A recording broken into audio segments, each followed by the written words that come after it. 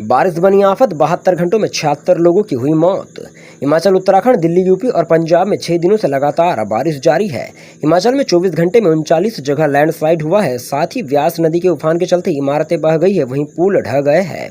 पिछले 72 घंटों में देश के अलग अलग राज्यों में 76 लोगों की जान चली गई है, जहां यूपी में 34, हिमाचल में 20, जम्मू कश्मीर में 15, दिल्ली में 5 और राजस्थान और हरियाणा में एक एक की मौत हुई है।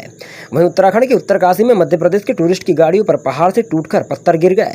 इस हादसे में इंदौर के 4 टूरिस्ट की मौत हो गई है, वहीं 10 लोग घायल हुए हैं। पहला शब्द संपादक ब्रजेश मिश्रा की रिपोर्ट।